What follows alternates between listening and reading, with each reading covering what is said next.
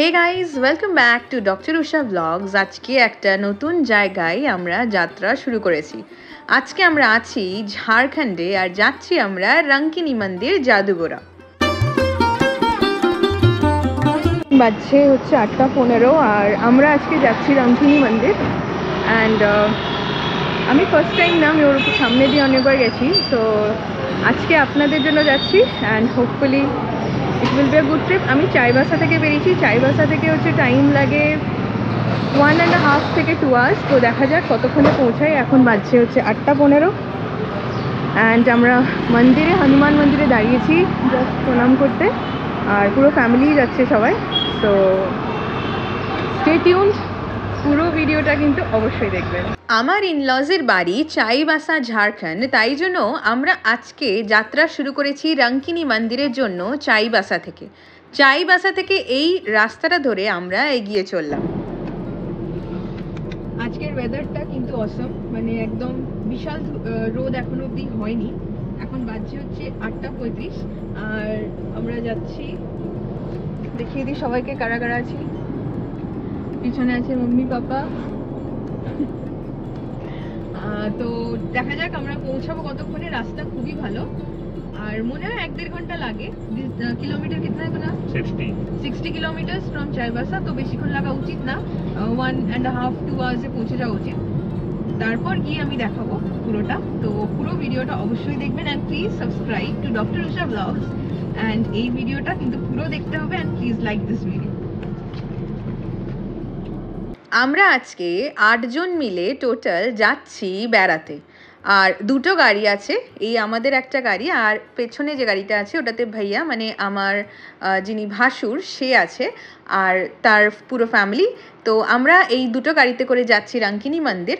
এর মধ্যে আমি বলে রাখি যে আপনারা যারা ঘাটশিলায় বেড়াতে আসেন তারা কিন্তু খুব সহজেই রঙ্কিনী মন্দিরে ঘুরতে আসতে পারেন। ঘাটশিলা থেকে মাত্র 8 ঘন্টা লাগে রঙ্কিনী মন্দির আসতে, মাত্র 20 কিলোমিটার। জায়গাটা যেখানে মন্দিরটা অবস্থিত সেটা হচ্ছে জাদুগোড়া, ঝাড়খণ্ড। তো আপনারা যারা ঝাড়খণ্ডে বেড়াতে আসছেন তারা এই রঙ্কিনী মন্দিরকেও কিন্তু আপনাদের একটা সাইট সিইং লিস্টে অবশ্যই রাখবেন, কারণ মন্দিরটি কিন্তু ভীষণ জাগ্রত। আর যেতে যেতে চারিদিকের দৃশ্য আপনাদেরকে দেখাতে দেখাতে আমরা কিন্তু খুব সহজেই পৌঁছে যাব। বেশি সময় লাগে না। রোদ এইবার একটু উঠছে। এখন হচ্ছে জুন মাস, বর্ষা এখনও আসেনি। এই যে আমাদের আরেকটা গাড়ি আর এখানে ড্রাইভ করছে ভাইয়া, ওই যে হাত নাড়ছে। তো এই হলো ব্যাপার যে আপনারা ঘাটশিলা থেকে এখানে অবশ্যই আসতে পারেন। এছাড়া কিন্তু জামশেদপুর থেকে, মানে জামশেদপুর টাটানগর থেকেও কিন্তু এই জাদুগোড়া বা রঙ্কিনী মন্দির মোটামুটি কাছে। তো আপনারা যদি টাটানগর জামশেদপুরে আসেন তাহলেও এখানে আসতে পারেন। এই মন্দিরে মা কালী বা মা দুর্গার এক রূপ মা রঙ্কিনীকে পুজো করা হয়। এখনও বলা হয় মা রঙ্কিনী নাকি ওই জঙ্গলে এখনও ঘুরে বেড়ান।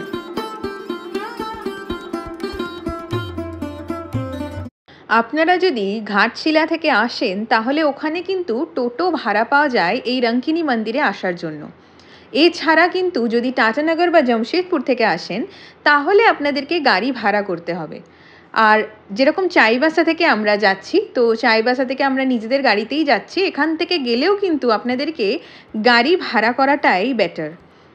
এই রঙ্কিনী মন্দির নিয়ে কিন্তু অনেক গল্প আছে। আর একটা গল্প আপনারা হয়তো অনেকেই শুনেছেন, বিভূতিভূষণ বন্দ্যোপাধ্যায়ের রঙ্কিনী দেবীর খড়গ। এটি কিন্তু বেশ ফেমাস গল্প। না শুনে থাকলেন অবশ্যই পড়ে নেবেন একবার। এটা হচ্ছে হাতা আর এখান থেকে লেফটে গেলে হচ্ছে টাটা। তো আমরা যাচ্ছি সোজা, এই যে এই রাস্তাটা যাচ্ছে টাটা আর আমরা এখান থেকে সোজা যাব। আমরা যখন কলকাতা যাই তখনও এই রাস্তা দিয়েই যাই। সো এটা আবার যাচ্ছি। আমি কোনোদিন কলকাতার ব্লগ এখনো অবধি বানাইনি, বাট একদিন মানে একবার বানাবো যখন আমরা এখান থেকে কলকাতা যাই, কোকোকে নিয়ে যাই, দ্যাট ইজ মোস্ট ইম্পর্টেন্ট। তো একবার বানাবো, এখনো অবধি বানানো হয়নি।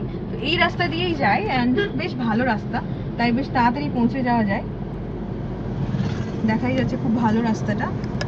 আর আজকে কিন্তু যেরকম বললাম সকালবেলা বেরোনোর সময় মনে হচ্ছিল সেরকম গরম নেই, বাট ভালোই বাইরে কিন্তু গরম আছে। রোদ উঠে গেছে একেবারে। এখন বাজছে 9:10। মাঝখানে আমরা ব্রেক নিয়েছি, দু এক জায়গায় একটু দাঁড়ানো টানো হয়েছে, দ্যাটস ওয়াই একটু লেট হয়ে গেছে, বাট আর ওই হাফ অ্যান আওয়ার মতন লাগবে, তো বেশি ডিস্টেন্স না যেরকম বললাম, but it's a good place, ঘোরার জায়গা বেশ ভালো। চলুন মা রঙ্কিনী দেবীর যে মন্দির, সেই মন্দির নিয়ে একটুখানি ইতিহাস বলা যাক। মন্দিরটি তৈরি হয়েছিল 1950-তে, আর এটি তৈরি কে করেছিল জানেন? দীনবন্ধু সিংহ নামে একজন ভদ্রলোক তার স্বপ্নে মা রঙ্কিনী এসে বলেছিলেন যে তিনি সেই জায়গাতে পূজিত হতে চান এক পাথরের রূপে। ব্যাস, তারপর দীনবন্ধু সিংহ শুরু করে দিলেন একটা পাথরকে পুজো করা, আর সেই পাথরটিকে পুজো করতে করতে একদিন তৈরি হলো সেখানে মা রঙ্কিনী দেবীর মন্দির। এখনো অবধি কিন্তু দীনবন্ধু সিংহেরই বাড়ির লোকেরা সেই মন্দিরকে চালনা করে যাচ্ছেন। জঙ্গল আর পাহাড় পিছনে অসাধারণ জায়গাটা, আমরা এসে গেছি, অ্যান্ড এখান থেকে একটা ডাইভারশন থাকে, সো এই যে দিস ইজ দ্য ডাইভারশন, এই স্ট্রেট গেলে হচ্ছে রাস্তাটা, আর আমরা যাচ্ছি রাইটে, এই হচ্ছে গেট, ওই লেফটে যে রাস্তাটা ছিল ওইটা দিয়ে গেলেই হচ্ছে মেন রোডটা। এখনো বলা হয় মা রঙ্কিনী নাকি জীবিত আছেন ওই পাথরে, পাথরটা নাকি প্রত্যেক বছর একটু একটু করে বড় হচ্ছে, জানি না কতটা সত্যি। একদম 9:32-তেই পৌঁছেছি, একদম জাস্ট 1.5 ঘন্টাই লাগে চাইবাসা থেকে। আর ওই পাশের রাস্তাটা, ওইটা দিয়ে গেলে হচ্ছে যেটা আমরা যাই মানে যখন কলকাতা যাই। তো কুনাল अच्छा लग रहा है, बहुत अच्छा लग रहा है। বেশ সুন্দর আজ সকালটা, চলুন সবার সাথে একটু দেখা করা যাক, তারপরে মন্দিরের দিকে এগোবো। এই হচ্ছে মন্দিরটা, তো আমরা এখানে গাড়ি পার্ক করে যাচ্ছি এবার, এই যে এখানে মন্দির, আর আমরা এই যে এখানে গাড়ি টাড়ি পার্ক করে ওই দিকে যেতে হবে। ব্যাস, গাড়ি রাখা হয়ে গেছে, এবার চলুন সবার সাথে একটু দেখা করে নিই। সবাই কিন্তু আজকে বেশ হলিডে মোডে আছে, আর এই যে এই হচ্ছে ভাইয়া, আর সবাই হাইটাই করছে, আর পিছনে ভাবি, আর এখানে পাপা, এখানে বড়ি মাম্মি, পিছনে গাড়ি থেকে বেরোচ্ছে বড়ে পাপা, আর ডান দিকে মাম্মি আছে ইয়েলো শাড়িতে, আর কুনালকে তো আপনারা চেনেনি সবাইকে।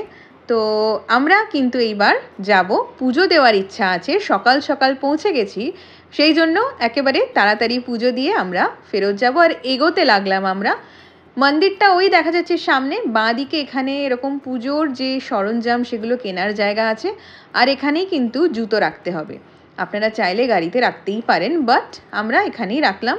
এই যে এখানটাতে জুতো রেখে একদম সামনেই মন্দির, অনেক বড় মন্দির বা অনেক বড় মন্দির চত্বর নয়, একেবারেই রাস্তার উপরে মন্দিরটা, আর এই রাস্তা দিয়ে যারা যায় তারা কিন্তু একবার মন্দিরে প্রণাম করে যায়।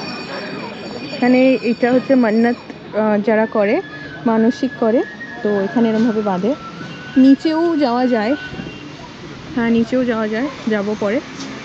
আর এই হচ্ছে মন্দির, খুব সুন্দর মন্দিরটা, খুব সুন্দর মন্দিরটা।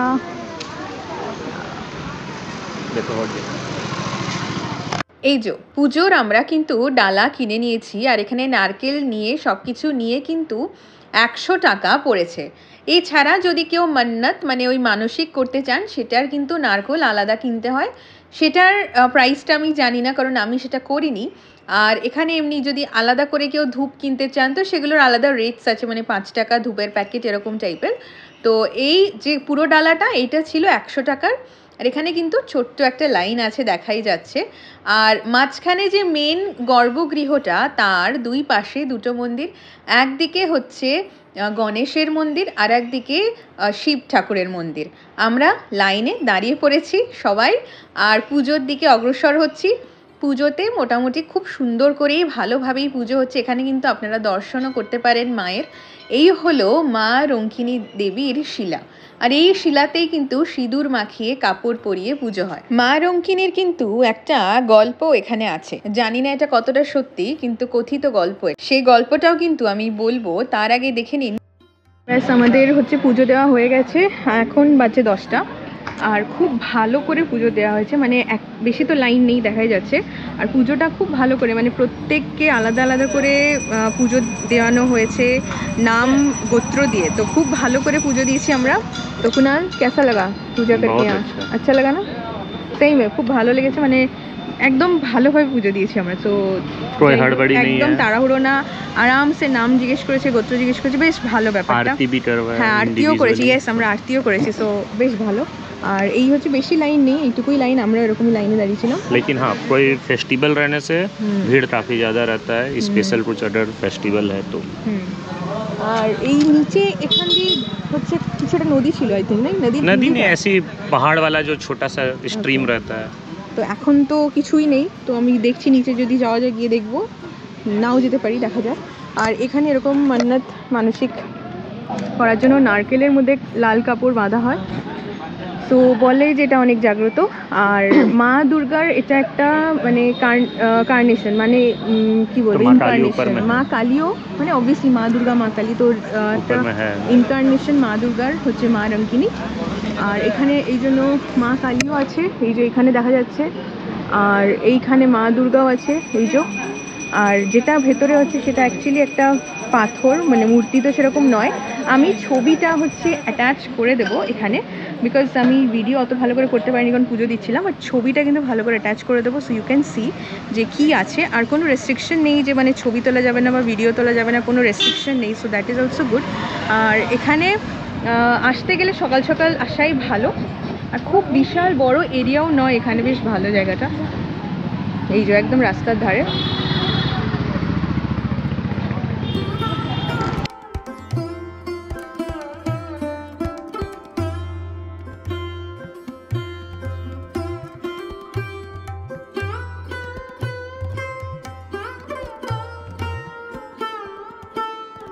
पूजा करके अच्छा लगा इसमें?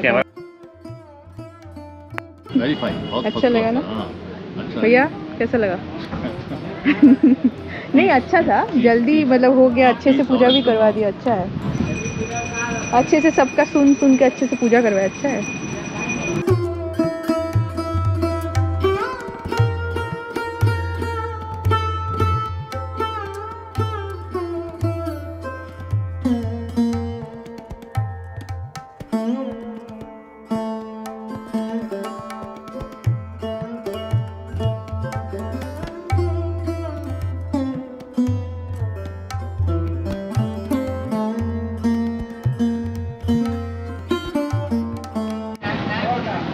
আমরা আবার এগোচ্ছি, আবার একটা মন্দির ওইদিকে। शादी होता है बोल दो। আচ্ছা এখানে এটা একটা কি মন্দির? রাধাকৃষ্ণ রাধাকৃষ্ণ মন্দির। এখানে হচ্ছে বিয়ে টিয়ে হয়, বেশ সুন্দর ব্যাপারটা।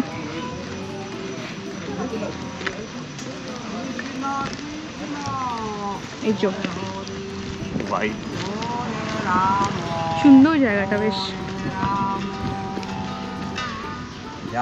प्रणाम करिए, राधे राधे कृष्ण प्रणाम।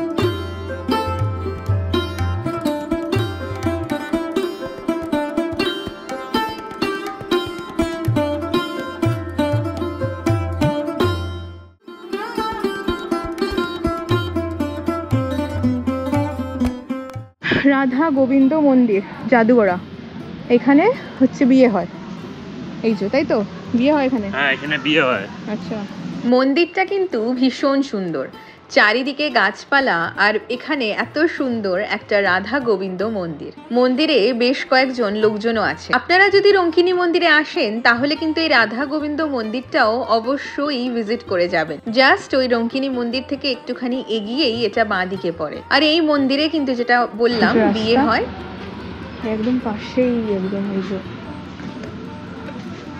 সুন্দর বেশ, চারিদিকে জঙ্গল টঙ্গল, পেছনেও জায়গা আছে।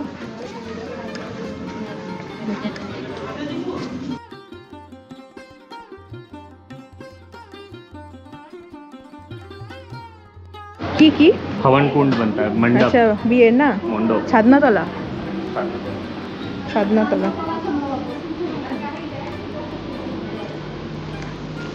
आई आई हाथ में तोला होता है, यहाँ सब बैठ के देख सकता है सब्जी वगैरह। इधर रोड का साइड में রাস্তার একদম ধারে ব্যাপারটা। এই যে রাস্তা, এটাই মেন রাস্তা कोलकाता जावार मेन रास्ता, मतलब बाईपास रास्ता।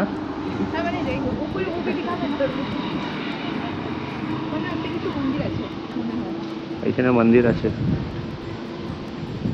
ওখানেও মন্দির আছে কিছু একটা, লোকজন ওখানে ঠান্ডা ওইটাও মন্দিরের আছে। আচ্ছা রাস্তা यहाँ से देखो হ্যাঁ রাস্তা আছে, এই তো এইখানে রাস্তা, এইখানটাতে রাস্তা আছে, ওইখানে গিয়ে হ্যাঁ ওই পাহাড়ের উপরে যে মন্দিরটা আছে, জানি না ওটা কি মন্দির, কিন্তু ওখানে কিন্তু যাওয়ার জঙ্গলের ভেতর দিয়ে একটা রাস্তা আছে। তবে আমাদের আজ আর যাওয়া হলো না, কারণ আমাদের আজ বাড়ি ফিরতে হবে। সকাল সকাল বেরিয়েছি আর কোকোকে বাড়িতে রেখে এসেছি। মন্দিরটা কিন্তু ভীষণ সুন্দর করে সাজানো, আপনারা দেখতেই পাচ্ছেন কি সুন্দর কালারফুল মন্দিরটা, চারিদিকে কি সুন্দর কলকা আঁকা। বেশ ভালো লাগলো এই মন্দিরের পরিবেশটা। বাইরে কিন্তু বেশ গরম পড়ে গেছে, আর এই সকাল থেকে না খেয়ে পুজো টুজো দিয়ে বেশ এবার একটু ক্লান্ত লাগছে বটে। একটু বসে জিরিয়ে নেওয়া যাক। সব করে দিয়েছে যাতা, আমি মুছে দেবো এখনই। কি যাতা লাগছে। क्या है ये आर्ट है, आर्ट कला। घंटा हो गया दो तुम्हारा आर्ट। अच्छा, बहुत कैसा लग रहा है? हवा चल रहा है, हवा देखिए कितना अच्छा हवा चल रहा है। बहुत अच्छा लग रहा है। नेचर एकदम, नेचर के बीच सब ठीक है, लेकिन मेरा वाइट का नेचर के बीच में यहाँ सब नेचर रोड बैठा हुआ है। मम्मी सब बैठ के आराम कर रहे हैं।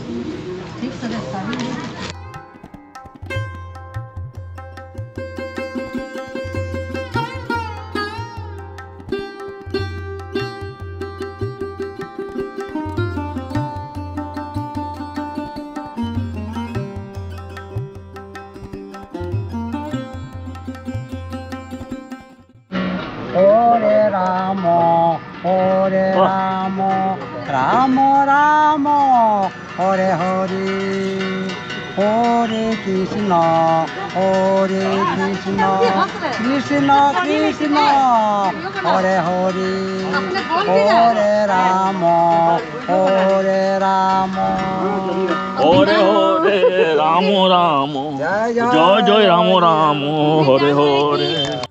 মন্দিরের উল্টো দিকে এরকম সিঁড়ি টিড়ি আছে, যেটা আমি একটু আগে দেখালাম। এবার দেখিয়ে নিচ্ছি কি আছে। আমিও জানি না কি আছে।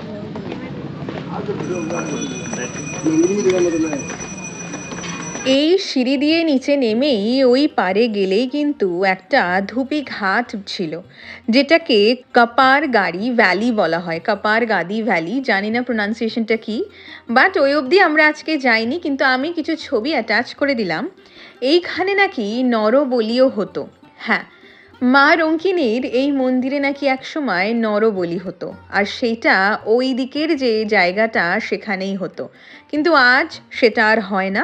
আর এখানে কিন্তু একটা গল্প কথিত আছে, চলুন গল্পটা আমি আপনাদের শোনাই এবার। গল্পটিতে বলা হয় মা রঙ্কিনী নাকি এই জঙ্গলে, মানে জাদুগোড়া জঙ্গলেই থাকতেন, কপার গাড়ি ভ্যালিতে।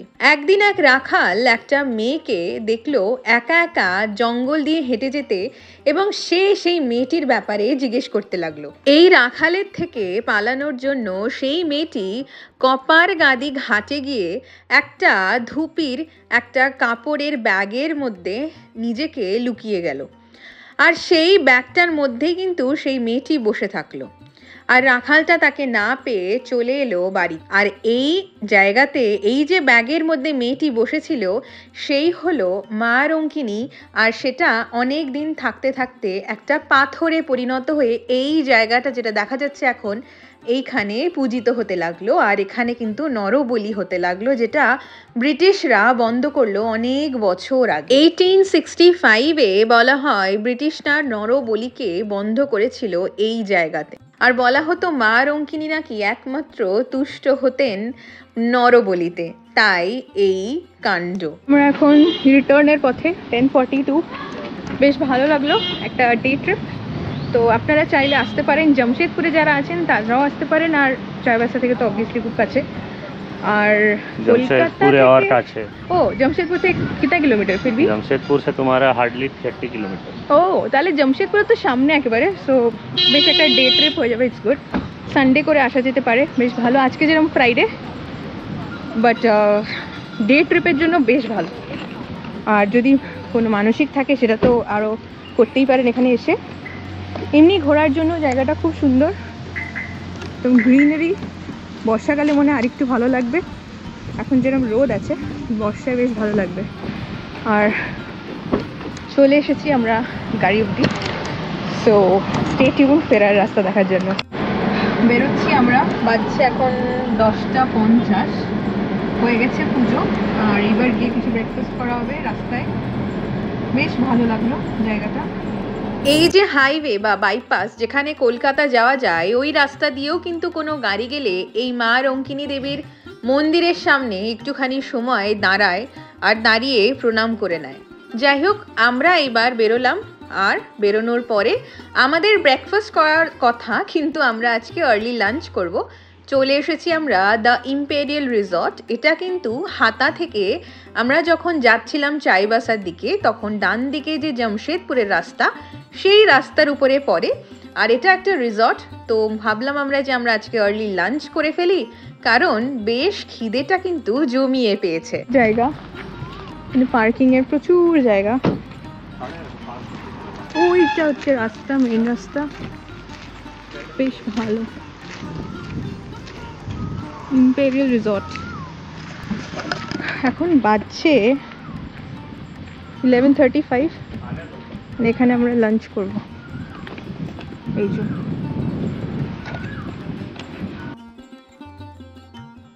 এটা কিন্তু একটা রিসর্ট, আপনারা চাইলে এখানে থাকতেও পারেন। বেশ সুইমিং পুল আর থাকার জায়গা বেশ আছে, অ্যান্ড খাওয়ার রেস্টুরেন্টটাও কিন্তু বেশ ভালো। এর মধ্যে বলে রাখি, আপনারা কিন্তু ডক্টর উষা ব্লগসকে সাবস্ক্রাইব করতে ভুলবেন না। আর আমার প্রচেষ্টা যদি ভালো লাগে তাহলে প্লিজ একটা কমেন্ট করুন, আর এই ভিডিওটা কেমন লেগেছে সেটাও জানাতে ভুলবেন না। এই ভিডিওটা প্লিজ লাইক করে দেবেন একটু, আর শেয়ার করে দেবেন নিজেদের বন্ধুদের সাথে। অ্যান্ড ইয়েস, আমার যদি এই ছোট্ট চ্যানেলটা পছন্দ হয়ে থাকে, প্লিজ সাবস্ক্রাইব করুন আর সাপোর্ট করুন। চলুন আপনাদেরকে এই রিসর্টের সুইমিং পুলটা দেখিয়ে দিই। রোদ কিন্তু বাইরে ভীষণ, কিন্তু তাও জাস্ট সুইমিং পুলটা দেখবো বলেই যাচ্ছি। আর এই বাঁদিকেই কিন্তু সুইমিং পুলটা। জায়গা কিন্তু অনেক আছে রিসর্টটাতে, বেশ সুন্দর আর গোছানো যেন রিসর্টটা। আপনারা কিন্তু চাইলে যদি জামশেদপুরে থাকেন এখানে এসেও কিন্তু থাকতে পারেন, বা ঘাটশিলাতে থাকলে এখানে এসে থাকতে পারেন, কারণ জায়গাটা বেশ ভালো আর একটা পিকনিক স্পটও বটে।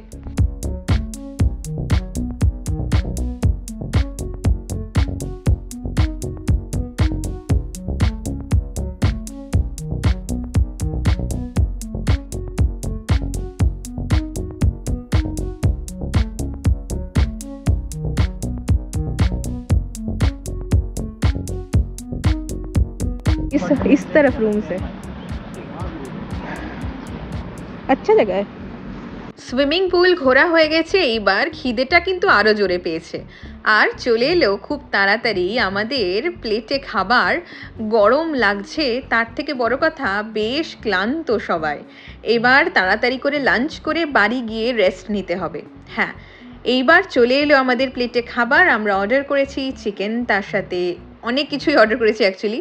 ভর্তা আছে, নর্মাল চিকেন আছে, তারপরে বাটার নান আছে, রাইস আছে, পনির আছে। সো এই যে ভর্তাটা সার্ভ করা হচ্ছে। যাই হোক, ওভারঅল ফুড ওয়াজ গুড।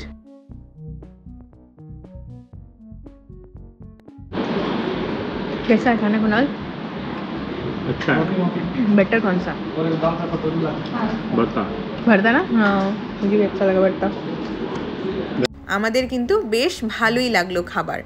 আপনারাও চাইলে কিন্তু এই ইম্পেরিয়াল রিসর্টে খেতে পারেন।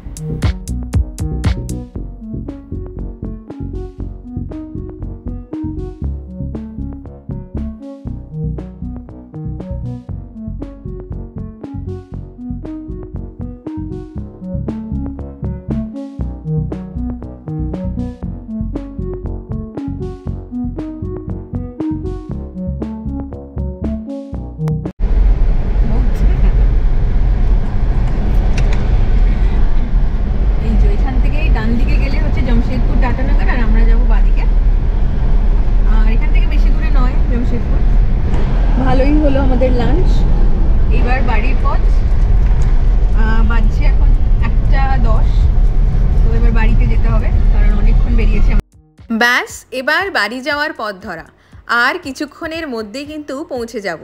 আর এখান থেকে তো অর্ধেক রাস্তা চলে এসেছি, মানে হাতা থেকে আমরা যে ডান দিকে নেব তো ওটা কাইন্ড অফ মিডওয়ে, আর মাত্র আধ ঘন্টা 40 মিনিটের মধ্যেই পৌঁছে যাব। বাড়িতে কোকো ওয়েট করছে আমার জন্য। আর হ্যাঁ, আপনারা কিন্তু আমার চ্যানেলটা সাবস্ক্রাইব করতে ভুলবেন না। And please like this video. পুরো ভিডিওটা ধৈর্য ধরে দেখার জন্য অনেক অনেক ধন্যবাদ। চলুন বাড়িতে গিয়ে কোকোকে দেখি কি করছে কোকো।